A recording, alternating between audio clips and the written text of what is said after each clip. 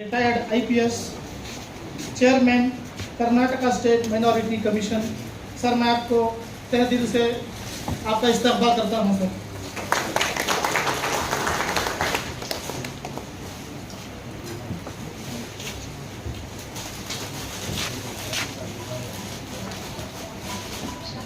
Chairman صاحب کو شال پوشی اور گل پوشی سے اعزاز کیا جا رہا ہے. شکریہ سر.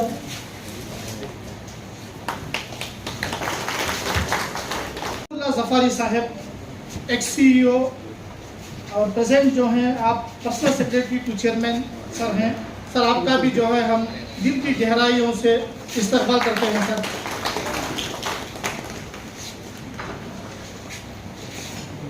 شکریہ سر. اس کے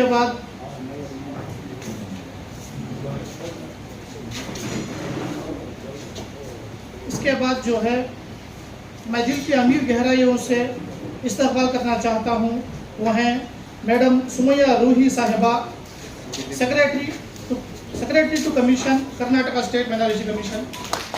آپ کا بھی شکریہ ادا کرتے ہیں. استقبال کرتے ہیں.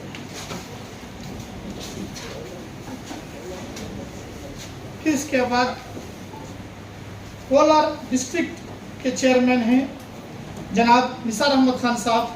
سر ہم آپ کو بھی دل کی امین گہرائیوں سے آپ کا جو ہے ہم استقبال کرتے ہیں سر آج کی محفل میں. کولار ڈسٹرکٹ وقف بورڈ سر, کولار ڈسٹرکٹ وقف بورڈ چیئرمین.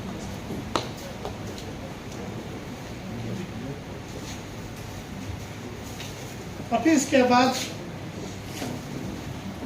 استقبال ہونے جا رہا ہے شری مرلی جی ಸರ್ ತಮಗೂ ಕೂಡ ತುಂಬೂರ್ತ ಸ್ವಾಗತ ಸರ್. ತಾವು ಕೋಲಾರ ಜಿಲ್ಲೆಯ ಅಲ್ಪಸಂಖ್ಯಾತರ ಅಧಿಕಾರಿಯಾಗಿದ್ದೀರಿ.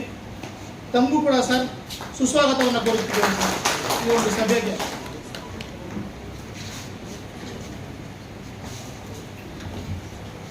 इसी तरह से मैं जो है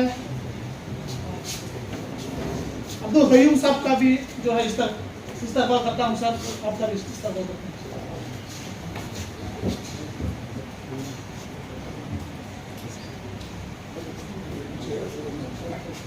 اور اس کے بعد محمد نعیم اللہ صاحب پریزیڈنٹ مالور پلاننگ اتھارٹی. سر آپ کا بھی استقبال کرتے ہیں سر.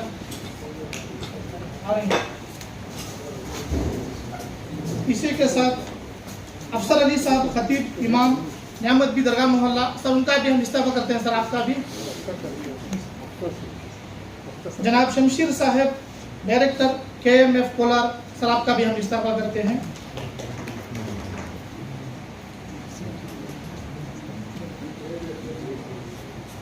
اور اسی طرح سے جو ہے حنیف صاحب کا بھی جو ہے ہم استقبال کرتے ہیں سر.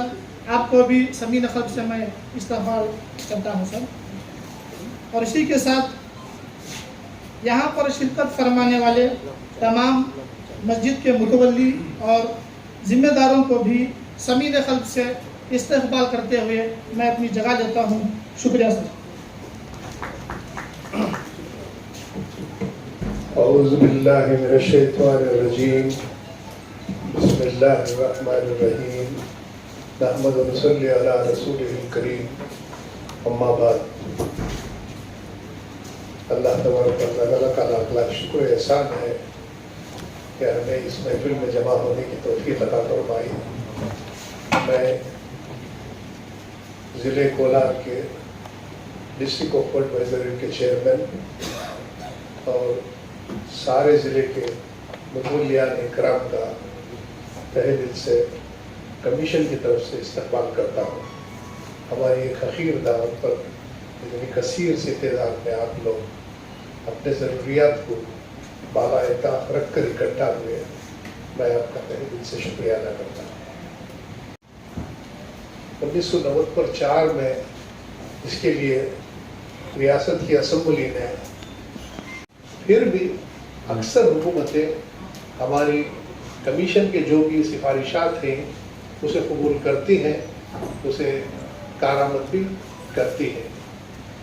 اس قسم کی ایک کمیشن اب یہ اس سے پہلے جو 17 چیئرمینس اپائنٹ ہوئے تھے ان میں سے ایک قسم کا تجزیہ بھی کیا تھا, سوشو اکنامک سروے بھی اس سے پہلے کیا گیا تھا. بہت سے اچھے کام ریاست کرناٹک کی اقلیتی کمیشن میں ہو کر ہی ہمیں اللہ تبارک و تعالیٰ کا یہ احسان ہے کہ ایک درد مند، ایک حساس درد مند رکھنے والی ایک شخصیت ہماری عزت مآب جناب یوں نثار احمد صاحب، جنہوں نے اپنی زندگی کا ایک طویل عرصہ ایک پولیس آفیسر کی حیثیت سے کام کیا ہے، انہوں نے یہاں کی اقلیتوں اور سب کی رگ رگ کو پہچاننے میں کافی مہارت رکھتے ہیں۔ ایک ایسے انسان کا کمیشن کے اندر آنا، وہ صرف کمیشن کو ہی ایک تقویت مل چکی ہے، اور وہ جس دن سے اس عہدے کو سنبھالے ہیں انہوں نے بالخصوص مسلمانوں کی عورتیں اور اقلیتوں کی عورتوں کو ایک مقدم رکھا ہے۔ سب سے پہلے ان کو بلا کے، ان کو میٹنگ کر کے، ان کو ایمپاورمنٹ کرنے کے لیے، ان کو ہماری ریاست کے جتنے بھی اسکیمز ہیں، قانونی تحفظات ہیں، اس کا ان کو ایک اویئرنیس لانے کی کوشش کی ہے۔ اس کے بعد میں ہر ضلع میں ہم متولیان کرام کو بھی بلوا کر ان کو بھی اس قسم کے اسکیم کی ایک اویئرنیس لانے، بیداری لانے کا کام ہم نے شروع کیا ہے۔ اس کے بعد ہم ریاست کے ایجوکیشنل انسٹیٹیوشن کے جو ادارے ہیں ان اداروں کا بھی انسپیکشن کرتے ہیں۔ کرنے کے بعد 14 ڈپارٹمنٹ کی ڈسٹرکٹ کے آفیسر جو ہیں ان کو ایس پی اور چیف ایگزیکٹو آفیسر اور ضلع کے ڈپٹی کمشنر کے ساتھ ڈپٹی کمشنر کے آفس میں میٹنگ ہوتی ہے۔ جو 15 پوائنٹس پروگرام کا جو پرائم منسٹر پروگرام کا ہے، اس پروگرام کے اندر آنے والے جتنے بھی اسکیمز ہیں اس کے بارے میں اس کا جائزہ لیا جائے گا۔ یہ لینے کے بعد یہ کام ہمارا اس طریقے سے چل رہا ہے۔ بالخصوص چیئرمین صاحب کی ایک یہ ہے کہ مائنارٹی کمیشن، مائنارٹی جو ڈپارٹمنٹ ہماری ریاست میں بننے کے بعد کروڑوں روپے، ہزارہ کروڑوں روپے خرچ کر کے بہترین تعلیمی اداروں کا اے پی جے عبدالکلام، مورارجی دیسائی ہاسٹلس ہیں، پری matric hostel, post matric hostel, ان ہاسٹلوں میں بالخصوص اور اسکولوں میں بالخصوص یہاں کے 75% جو طلبہ سینکشن پوسٹ ہے اس میں 75% اقلیتوں کو لینا ہوگا، 25% SC ST اور بیکورڈ کلاس کو لینے کا جواز ہے۔ یہ جو 75% جو اقلیت میں ہے اس میں 80 پر 2% صرف مسلمانوں کو لینا ضروری قرار دیا گیا ہے، گورنمنٹ آرڈر دیا گیا ہے۔ ہمیں یہ ضروری ہے کہ اس قسم کے جو سہولیات مہیا ہو کر ہیں اس کا استفادہ مسلمان حاصل کرے اور اسے دیکھے اور اسے پرکھے اور اپنے بچوں کو وہاں بھیج کر ان تعلیمی اداروں سے استفادہ کرنے کے لیے ایک مقدم میٹنگ آج ہم کیے ہیں۔ میں آپ کی طرف سے، کمیشن کی طرف سے جناب چیئرمین صاحب کو میں استدعا کرتا ہوں کہ آپ اپنی یہ بیداری ایک مہم کو جاری رکھیں، اس کا شروع کریں۔ بسم اللہ۔ وآخر دعوانا ان الحمدللہ رب العالمین۔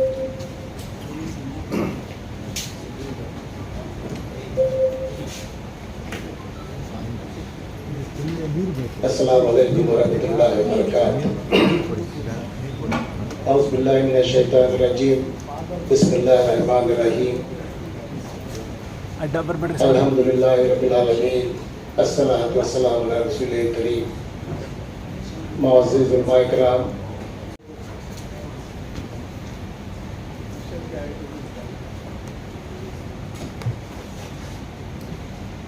اس میٹنگ میں شریک ہونے کے لیے بدھزم کے ایک بزرگ تشریف لائے ہوئے ہیں اور یہ کرناٹکا میں مائنارٹیز میں آتے ہیں۔ جیسے کہ آپ لوگوں کو پتہ ہونا چاہیے، مائنارٹیز کا مطلب کرناٹکا کی حد تک مسلمان، کرسچنز، جینز، بدھ، سکھ اور پارسی، یہ تمام قومیں مائنارٹیز میں آتے ہیں، اقلیتوں میں آتے ہیں کرناٹکا میں۔ تو یہ بہت ہی خوش آئند بات ہے کہ ہمارے بیچ میں بدھزم کی ایک اہم شخصیت کولہار ضلع سے آئی ہوئی ہے۔ ہم ان کا یہاں پہ اس میٹنگ میں استقبال کرتے ہیں۔ ویلکم یور ڈیئر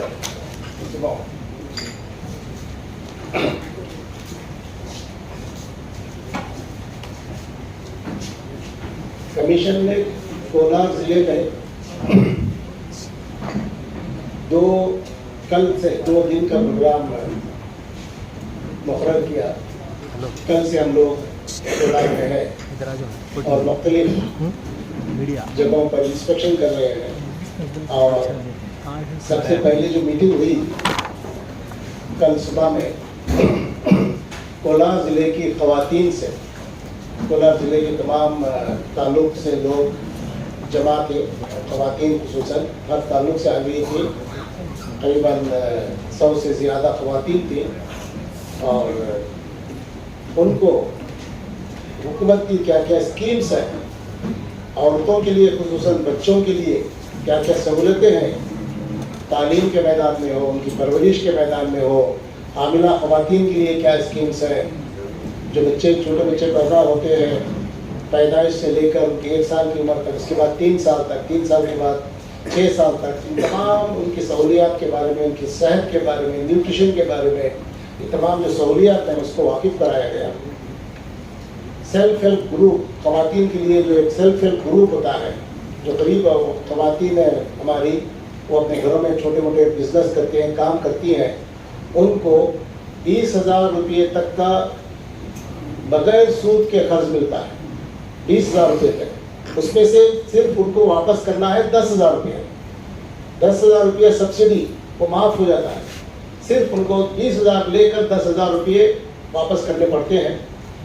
और वो 20,000 लेकर वो लोग कुछ भी अपने घरों में कहीं भी छोटा मोटा बिजनेस करके अपनी रोजी रोटी का निज़ाम भी बना सकते हैं, अपने घर को चला सकते हैं। इस तरह से सैकड़ों हज़ारों ख़वातीन जो है इससे बेनिफिट हासिल कर सकती हैं, इस बात को भी उनको वाकिफ़ कराया गया। और बहुत सी स्कीमों का ख़वातीन के बच्चों के ताल्लुक से उनको बताया गया था। आज भी मैं आपके सामने कुछ चंद मखसूस बातें रखूँगा। सबसे पहले तो ये है कि इस मुल्क में हम माइनॉरिटीज़ मुस्लिम जो कहलाते हैं वो 15% हैं और नंबर हमारा सबसे बड़ा है। इससे बड़ी कोई और कौम नहीं है हिंदुस्तान के अंदर। 15% सब अलग अलग जातों में बटे हुए हैं।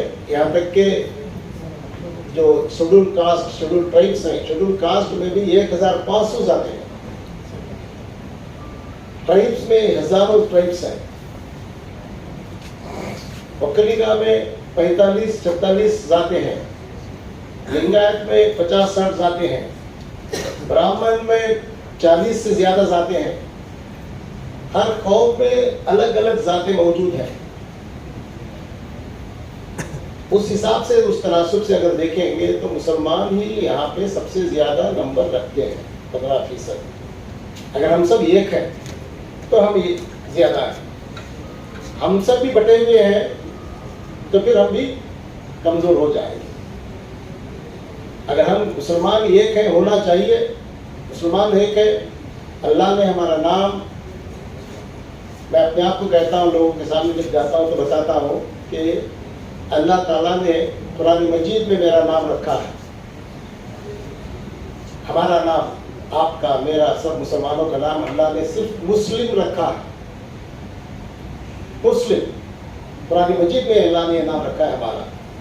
हमने अपने नामों के साथ क्या क्या जोड़ लिया है, जोड़कर अपने आप को बांट लिया है। अलग अलग मैं उसका जिक्र नहीं करना चाहता। अगर अल्लाह ने हमारा नाम सिर्फ मुस्लिम रखा है, अगर मुसलमान हो गया तो सिर्फ मुसलमान है। अब सब मुस्लिम एक दूसरे के भाई, मोमिन एक दूसरे का भाई। हमें कोई अलग इन्हीं वो अलग इन्हीं वो मसलक का, उन्हीं ये जात का, उन्हीं इसका कुछ नहीं है। मुस्लिम है तो मुस्लिम है बस। तो अल्लाह ने मेरा नाम मुस्लिम रखा है, इसलिए मैं सिर्फ अपने आप को मुस्लिम समझता हूँ। दूसरी चीज, हमारी कोई सियासी में कोई सियासतदान नहीं हुआ। मैं किसी सियासी पार्टी से ताल्लुक नहीं रखता हूँ। मैं किसी सियासी जमात का मेंबर नहीं हूँ। मैं किसी दीनी जमात का भी मेंबर नहीं हूँ। क्योंकि अल्लाह ने मेरी पार्टी है जिसका जिक्र अल्लाह ताला ने कुरान मजीद में किया। मैं एक पार्टी से ताल्लुक रखता हूँ, कोई सियासी पार्टी नहीं, कोई और पार्टी नहीं, कोई और जमात नहीं, सिर्फ एक जमात। और उस जमात को अल्लाह ने कुरान मजीद में जिक्र किया اور اس جماعت کا نام ہے اللہ کی پارٹی. لوگ یہاں علماء بھی بیٹھے ہوئے ہیں. قرآن مجید میں اللہ تعالیٰ فرماتا رہا ہے, 2 جماعتوں کا ذکر کرتا ہے اللہ تعالیٰ. ایک ہے حزب اللہ, اللہ کی پارٹی. ایک ہے حزب الشیطان, شیطان کی پارٹی. صرف 2 پارٹیوں کا اللہ تعالیٰ ذکر کرتا ہے قرآن مجید میں اپنے کلام میں. مسلمانوں کو طے کرنا ہے کہ ہم کس پارٹی سے تعلق رکھتے ہیں. ہماری کوئی اور پارٹی ہو ہی نہیں سکتی. یا تو ہم اس پارٹی میں رہیں گے, اس پارٹی میں رہیں گے, یا ہم اللہ کی پارٹی میں رہیں گے, یا نہیں تو شیطان کی پارٹی میں رہیں گے. اب ہم کو طے کرنا ہے کہ ہم کس پارٹی سے تعلق رکھتے ہیں. دنیاوی حالات کے لیے ہم کسی بھی جماعت میں, کسی بھی پارٹی میں, سیاست میں رہ سکتے ہیں, مگر ہمارا جو مقصد ہے وہ صرف اللہ کو راضی کرنا ہے. ہم اللہ کے بندے ہیں, اللہ کو راضی کرنا ہے. اللہ کو راضی کرنے کا ایک ہی طریقہ ہے, کامیابی کا ایک ہی طریقہ ہے دنیا میں اور آخرت میں. دنیا میں ہمیں دولت نہ ملے, شہرت نہ ملے, کچھ نہ ملے, آخرت ہماری بن جائے وہ کافی ہے ہمارے لیے. اللہ تعالیٰ قرآن مجید میں کئی مقامات پر کیسے کامیابی حاصل کی جائے یہ راستے بتاتا ہے. قرآن مجید کی ایک سورت ہے, آپ لوگ قرآن تو پڑھتے ہیں, جانتے بھی ہیں. قرآن مجید کی ایک سورت ہے, سورہ بلد کہتے ہیں. چھوٹی سی سورت ہے. یہ اللہ تعالیٰ اس قرآن مجید کی اس سورت میں بتاتا ہے کہ کون انسان دنیا میں کامیاب ہو سکتا ہے. تو اس میں سورہ بلد کو میں تھوڑی سی آپ کو بتا دوں, اس کے بارے میں کچھ آیات کا ذکر کر دوں. اللہ تعالیٰ فرماتا ہے قرآن مجید سورہ بلد میں, لا اقسم بہذا البلد وانتم حل بہذا البلد وما لدی وما بلد. اللہ تعالیٰ شروع میں کچھ چیزوں کی, کچھ باتوں کی قسم کھاتا ہے, اس کے بعد اس کا اصل مدعا, اس کی سینٹرل تھیم یہ آتا ہے, مرکز بات کو سمجھانے کے لیے لوگوں کو, بندوں کو. اس کے بعد اللہ تعالیٰ فرماتا ہے فلقتحم العقبہ الم نجعل لہ عینین ولسانا وشفتین وہدیناہ النجدین بھی کہتا ہے اس سے پہلے کہ میں نے تمہیں دو آنکھ, ایک زبان, 2 ہونٹ دیے ہیں سمجھنے کے لیے, دیکھنے کے لیے, فراست کے لیے, عقل مند, اور اس کے ساتھ تمہیں نیکی اور بدی کا راستہ بھی بتا دیا ہے. وہدیناہ النجدین. اس کے بعد اللہ تعالیٰ کامیابی کا راستہ بتا رہا ہے کہ اللہ تعالیٰ قرآن مجید میں کہتا ہے فلقتحم العقبہ, تم لوگوں کو ایک گھاٹی عبور کرنا ہے, ایک گھاٹی کو پار کرنا ہے. اللہ فرما رہا ہے قرآن مجید میں, تو ہم اگر اللہ کا حکم ہے, کمانڈ ہے, قرآن مجید میں ہے, تو ہم کو گھاٹی کو پار کرنا ہی ہے. کیسے پار کریں گے؟ فلقتحم العقبہ. یہ عقبہ کو کیسے پار کریں گے؟ اللہ تعالیٰ اس کے بعد خود سوال کرتا ہے وما ادراک ما العقبہ, کیا تم جانتے ہو کیسے اس کو پار کرو گے, اس گھاٹی کو عبور کیسے کرو گے؟ اللہ تعالیٰ اس کا راستہ بھی بتا دیتا ہے.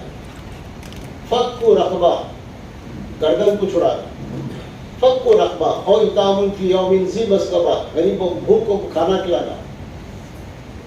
یتیما ذا مقربہ, یتیموں کی خبر گیری کرنا, اور مسکینا ذا متربہ, مسکینوں کی خبر گیری کرنا. ثم کان من الذین آمنوا وتواصوا بالصبر وتواصوا بالمرحمہ. اگر تم ایمان والے ہو تو تم کو صبر کی تلقین بھی کرنا ہے, اور اس کے بعد رحم و کرم کی تلقین بھی کرنا ہے. یہی کام کرنے والے کون؟ غریبوں کی, یتیموں کی, بیواؤں کی, مسکینوں کی مدد کرنے والوں کو اللہ تعالیٰ کہہ رہا ہے یہی لوگ ہیں اولئک اصحاب المیمنہ, یہی لوگ ہیں سیدھے ہاتھ والے, یہی لوگ جنت میں جائیں گے. جنت کا راستہ سیدھے ہاتھ والے بننے کے لیے, جن کے سیدھے ہاتھ میں ان کا اعمال نامہ دیا جائے گا, جو جنت کی خوشخبری ہوگی, وہ جنت کو جائیں گے مرنے کے بعد. یہ لوگ کون ہوں گے؟ یہ کام کرنے والے ہوں گے. اللہ تعالیٰ قرآن مجید میں کلیئر کٹ بتا رہا ہے, غریبوں کی, یتیموں کی, مسکینوں کی مدد کرنے والے ہی جائیں گے. اسے کہتے ہیں خدمت خلق, لوگوں کی خدمت کرنا. اسی کام کے لیے اللہ گارنٹی دیتا ہے یہی جنت پہ جائیں گے.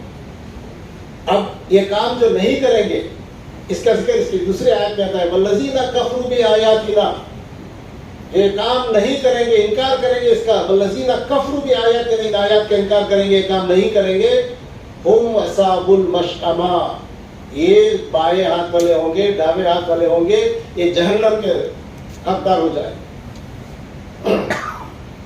علیہم نار موصدہ، یہ آخری جو بات ہے قرآن مجید میں اس آیت کے آخری حصہ ہے.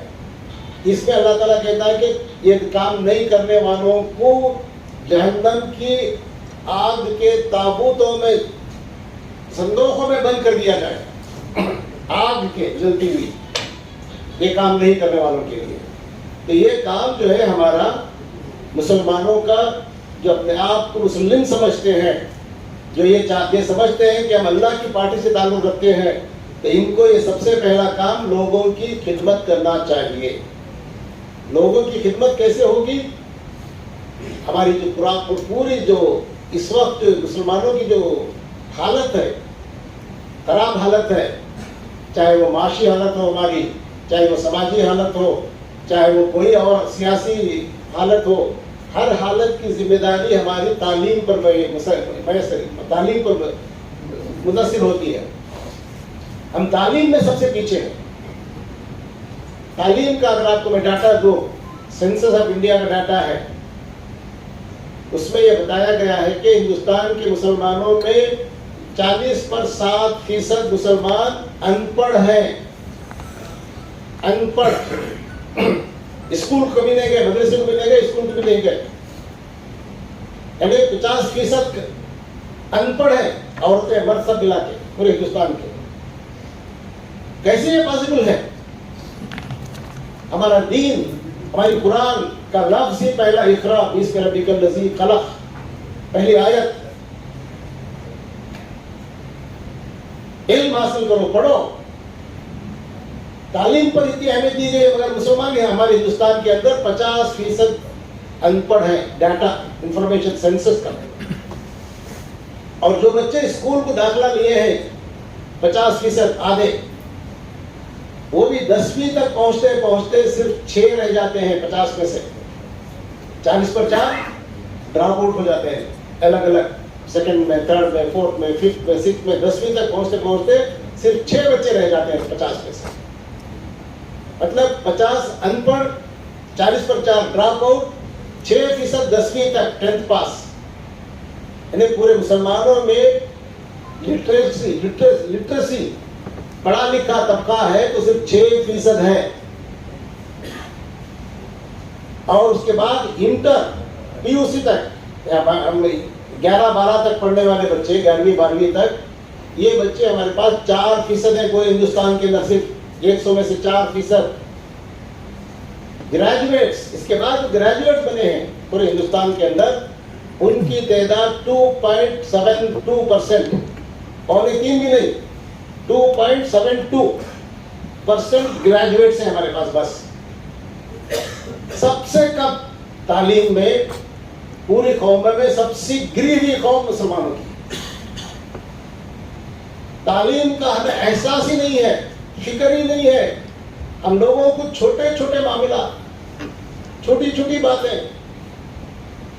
بہرحال ہماری فکریں آپ جانتے ہیں. ابھی تھوڑی دیر کے بعد اوقاف کے مسائل آ گئے تو معلوم ہو جاتا کیا ہماری فکریں ہیں.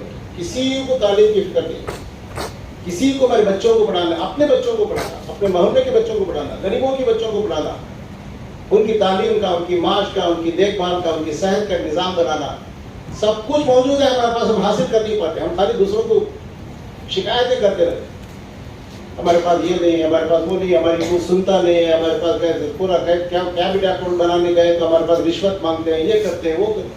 یہ سسٹم ہے ہمارے پاس. ہمیں اس کے خلاف کھڑے ہو کر کام کرنے کی ضرورت ہے. اس سسٹم میں ان کو زندگی گزارنے کی ضرورت ہے. سیکھنا ہے ہم لوگوں کو کیسے رہنا ہے. تعلیم پہ پہلے فوکس کرو. اگر تعلیم آ جائے گی، اگر ہمارا ہر بچہ بچی 12ویں تک اچھی اسکول میں تعلیم حاصل کر لیں، دینی تعلیم کو بھی دو، ان کے لیے اب دینی تعلیم کا نظام بھی کرو. مکتب شروع کرو، مکتبوں کے بچوں کو بھیجو، صبح کو شام کو مکتب میں تعلیم دو، دینی تعلیم بھی دو، اچھے انگلش میڈیم اسکولس بھیجو، اردو بھی پڑھاؤ.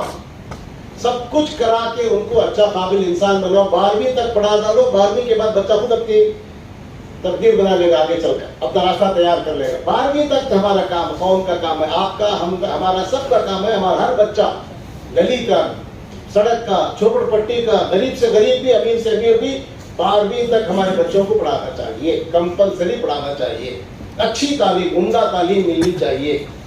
تو یہ کام ہمارے سب کا ذمہ داری، ہم سب کی ذمہ داری ہے. اگر ہم یہ سب کام کریں گے تو ہماری معاشی ترقی بھی ہوگی، ہماری اکانومی بھی سدھرے گی، سماجی ترقی بھی ہوگی، ہمیں سیاست کی سمجھ بوجھ بھی آئے گی، ہمیں ہر چیز کی ترقی کا ضمانت جو ملے گی ہم کو تعلیم سے ملے گی. اب ہم جو 6% 10th ہیں، 4% 12ویں تک ہماری قوم کے بچے پڑھے ہوئے ہیں، اگر ہمیں اسے 50% بھی نہیں لے کر آئے تو پھر یہ قوم زندہ نہیں رہے گی، یہ قوم برباد ہو جائے گی. ایسی قوموں کو اللہ نیست و نابود کر دیتا ہے جس کو علم حاصل کرنا نہیں ہے، جس کو تعلیم ہی حاصل کرنا نہیں ہے، جو اپنے عقل کو. آج جو سائنٹسٹ ہیں جو اسپیس میں، چاند پر، مریخ پر، کہاں نہیں جا رہے ہیں، ابھی پوری اسپیس کے اندر جا کر سفر کر رہے ہیں. سینکڑوں سیٹلائٹس ہیں زمین کے طرف، ہزاروں سیٹلائٹس ہر ملک نے چھوڑ رکھا ہے. آپ کے ٹیلی فونز وغیرہ وغیرہ، GPS وغیرہ سب کنٹرول ہوتے ہیں اسپیس سے. اتنے بڑے سائنٹسٹ جو ہے وہ اسپیس کی سفر کر رہے ہیں، ان کا بھی دماغ صرف 10% استعمال ہوا ہے، ابھی 90% استعمال نہیں ہوا. تو اب آپ اندازہ لگا، وہ سائنٹسٹ کا دماغ 10% استعمال ہوا ہے تو ہمارا دماغ کتنا ہوگا جو 6 کلاس پڑھ کر ہے، جو 10 کلاس بھی پاس نہیں ہے، 10th بھی پاس نہیں ہے. تو ہمارا دماغ کا 1% بھی استعمال نہیں ہوا ہے. ہم جانوروں کی لسٹ میں ہیں ابھی. گائے، بھینس، بکری وغیرہ جو ہے ان کا جو دماغ ہے، ہمارا دماغ بھی اتنا ہی ہے. ہم انسان کا دماغ رکھتے ہوئے ہم اس کو استعمال نہیں کر پا رہے، اس لیے کہ ہمارے پاس علم نہیں ہے، ہمارے پاس نہیں ہے. کم از کم اپنے بچوں کو بھی علم دے سکتے ہیں، ان کے دماغ کو تو تازہ کر سکتے ہیں. اس کے لیے ہمیں اسکولوں کی ضرورت ہے، تعلیم کی ضرورت ہے، بچوں کو بھیجنے کی ضرورت ہے. ابھی میں کل اور خواتین سے بات کر رہا تھا، ہمارے پاس اسکولس ہیں، ریزیڈینشیل اسکول ہے غریبوں کے لیے. آپ لوگ جانتے ہوں گے کولار میں بھی 2 ریزیڈینشیل اسکولس ہیں، مائنورٹی ریزیڈینشیل اسکولس. اب وہاں پہ مسلمانوں کے بچوں کی تعداد بہت کم ہے، بھیجتے نہیں ہے. 6 کلاس سے لے کر 12ویں تک اچھی انگلش میڈیم کی تعلیم ہو رہی ہے بچوں کے لیے، ہمارے بچوں کے لیے، ہمارے لیے بنائی گئے. ہمارے بجٹ سے، مائنورٹی کے بجٹ سے اسکول بنے ہیں. وہاں کے ٹیچرز کی سیلری دے رہے ہیں، وہاں کے بچوں کے کھانے کا انتظام کر رہے ہیں، ان کو فیس، یونیفارم، ہر چیز فری دے رہی ہے گورنمنٹ. ہمارے بچوں کے لیے بنائی گئی ہے، کروڑوں روپے کی بلڈنگیں بنائی گئی ہیں، ہمارے بچے اس میں نہیں پڑھ رہے. کتنی افسوس کی بات ہے. میں نے خواتین سے کل پوچھا کیوں نہیں بھیج رہے آپ بچوں کو؟ دیکھ ہمیں بچوں کو دور بھیجنا نہیں چاہتے، ہمارے گھر میں جو رہ کو پڑھنا ہو.